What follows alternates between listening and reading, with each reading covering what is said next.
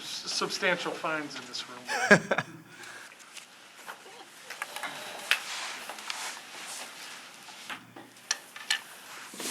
When you guys brought the cold in.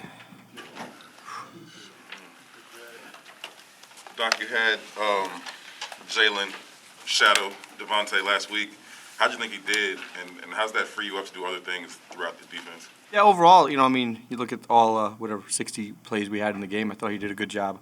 There was a few mistakes, which is always happens, not just him, not just him, but all over the defense, there's a few mistakes, and those are the things that, like I've told you from week one, that are the things that we keep pressing to try to eliminate those ones, because based on different offense that you see and different guys that you see, and obviously we played a pretty good guy there with Aaron Rodgers, sometimes they find you, when you make a mistake and it gets exposed. And so, but I thought he did a good job. That's not an easy thing to do for anybody in this league, especially when you're a corner, because we had him playing a lot of different roles and a lot of different assignments that he necessarily didn't have reps stacked up on him. So he did a good job overall, and we like that he embraces that role. So what has he done to earn that confidence and trust from you? And then just an extension of that, when he gets moved inside of the slot, what are some of the things that he has to expand in his skill set to be able to handle that? Yeah, well, what has he done in terms of just his work ethic and his diligence, that he is focused and tries to prepare like a professional? And he's still a young guy now. And for him to learn all those roles that we're asking him to do, I think is a credit to him. And what, in terms of the second part of that question of what he's got to do differently or learn differently, there's a lot. The nickel's not an easy job in this league, and in our defense, it's not an easy job. And he's taken on that responsibility on himself to stay engaged in trying to learn everybody in the back end, and that helps. That helps, and that gives us some flexibility, and we appreciate that. How do you describe the challenge of facing Aaron Rodgers and Tom Brady in consecutive weeks, and your role in preparing for that? You guys know the challenge. It's two Hall of Fame quarterbacks you're facing back-to-back weeks, which is what this league is, and that's our schedule, and that's what we got to do. And so we're excited for the challenge.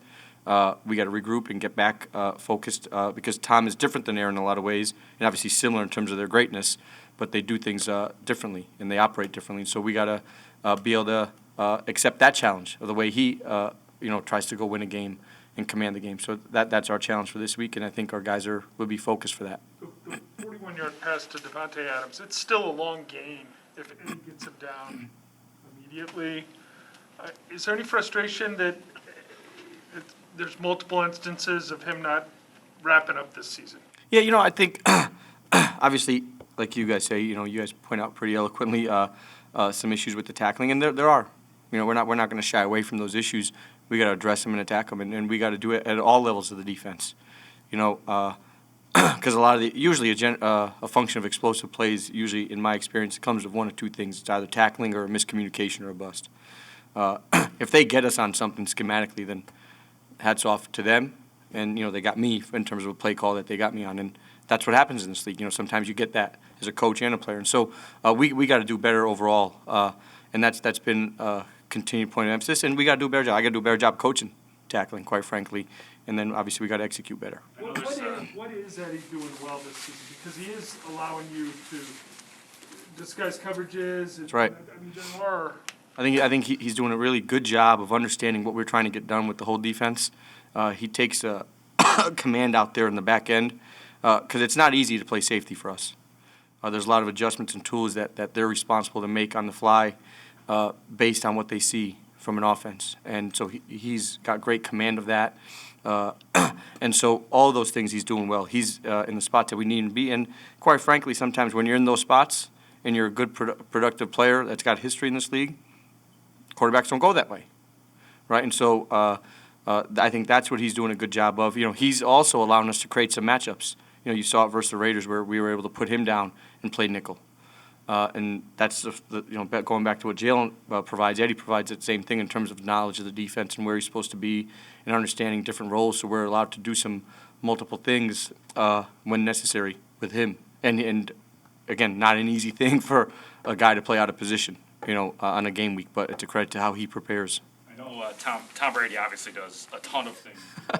Yeah. But what, in your mind, like if somebody asks you, what is the first thing that comes to your mind about what makes him dangerous? What's his just his overall command of the offense. I mean, you see it on tape. He's so calm. He's seen everything, from a coverage standpoint, a front structure standpoint, a pressure standpoint.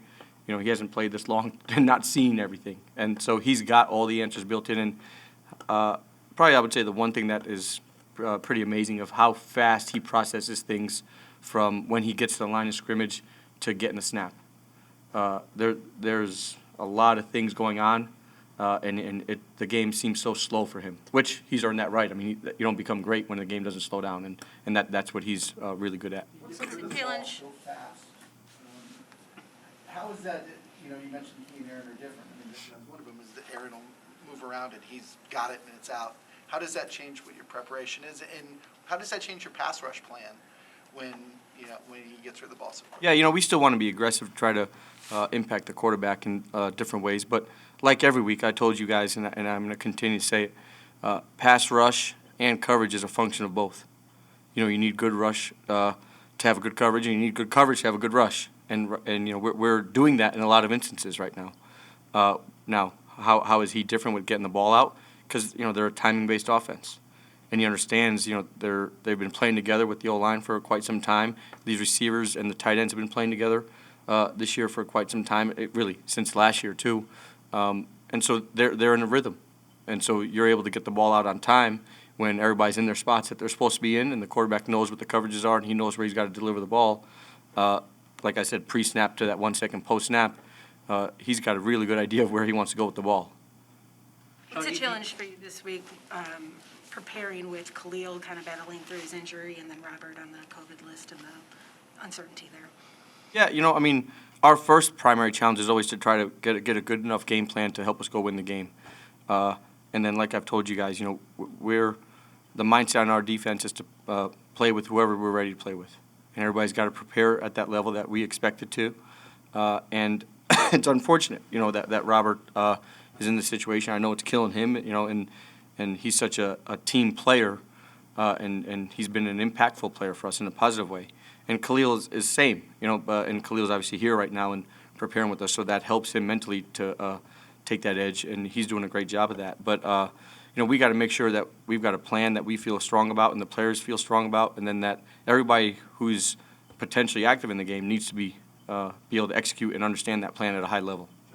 As your depth gets tested, just follow up on Colleen's question, as your depth gets tested, what have you come to value about Christian Jones's versatility and the different roles he can play for you? Yeah, I wouldn't say come to value. We've known it for a long time, and you guys have seen the tape this year. He's played OLB for us this year.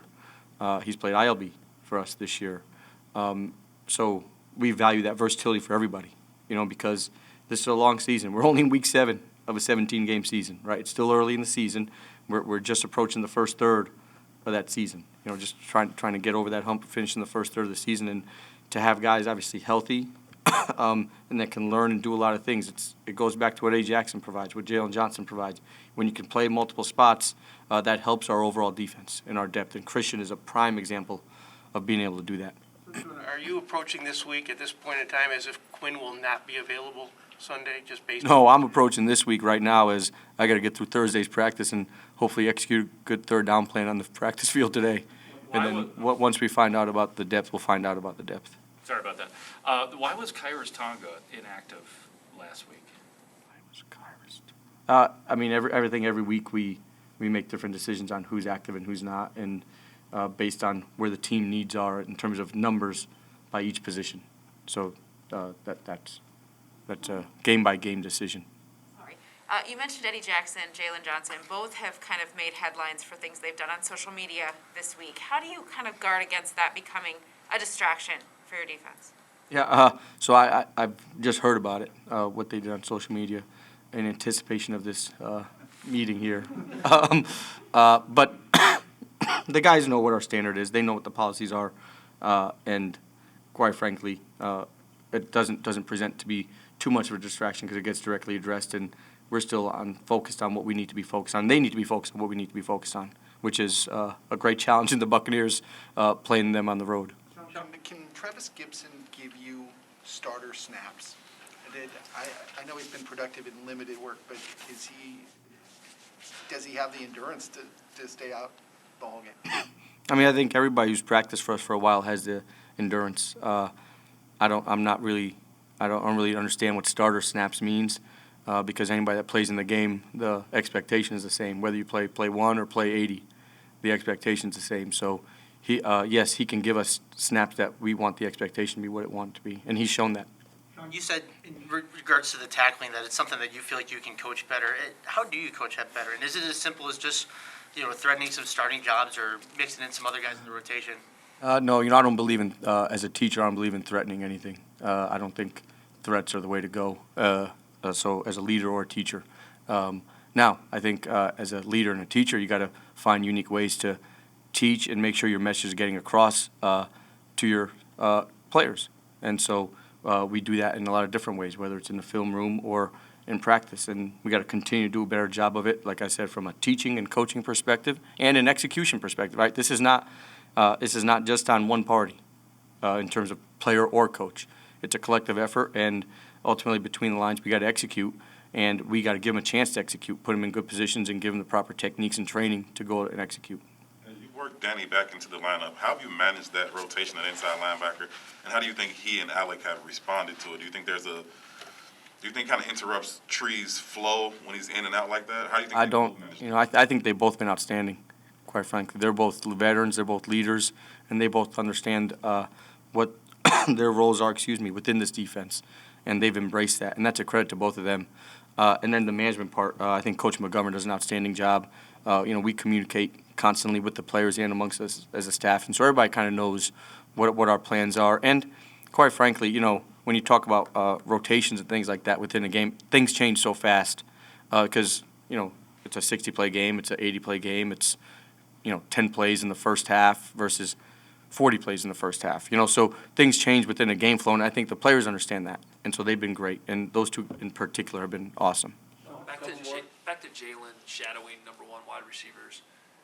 When you have a matchup against somebody as good as Devontae Adams or maybe some of these box receivers this week, is it realistically possible to have quote-unquote perfect games? As a coach, how do you, determine what you would consider to be a good game? Yeah. I haven't ever seen or been around a perfect game in football. And so we're obviously trying to achieve that standard, but there's a lot of different factors that go into determining what is a good game for us.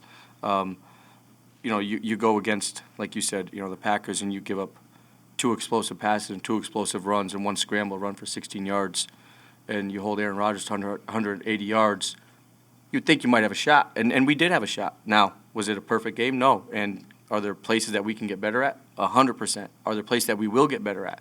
100% we will. And then, we got to make some critical plays in some critical situations that will help us get better. And so that's a function of me calling the game and then the players executing it. So I think, our standard is our standard, and we want to play at a high level every snap. And I think that's the part that we're trying to emphasize is ability to mentally and physically, obviously we know it's a physical game, but mentally and physically strain for 60-plus minutes. That's the challenge. And I think you feel a different way if 1 or 2 plays in the game goes different. We've heard you and Matt both talk about practicing and the intensity of practice relating to the game. When you have somebody like Akeem and Khalil and this week Robert, guys who've been doing it a long time, but what is the value of them actually having their cleats in the grass during the week, and is there any way to make up for it when they're not? Well, there's value for everybody to practice. I think that's it goes back to the perfection thing. Nobody's perfect. So the value is for you're building that continuity with the people that you're playing with over time within the plan. So that's the value in practicing. And when you miss practice, it's hard. It's hard on everybody. It's hard on the player. That's missing practice. It's not like these guys want to miss practice, right? And so we got to manage that and then help them. And then what happens is their mental aspect through the preparation has to increase. And these guys are doing that, And then you got to get them back, and then we get back in the rotation and practice. What's special about the flow that Brady and Antonio Brown have been able to find with one another? Yeah, I think, you talk about the flow, it's not just those two. I think their 3 receivers all have 40-plus receptions. at this point in the season. You're talking about game 7. So I think he's got a flow, quite a flow with the whole offense. And obviously Antonio Brown is dynamic, with the ball in his hands, as is Mike Evans, as is Chris Godwin, as is Leonard Fournette, and all the guys, on their skill team. So I think their offense is in a good spot, and I would think they would think that too, where they're clicking on all cylinders. So it's a good challenge for us. Thanks, guys. Thanks, Josh.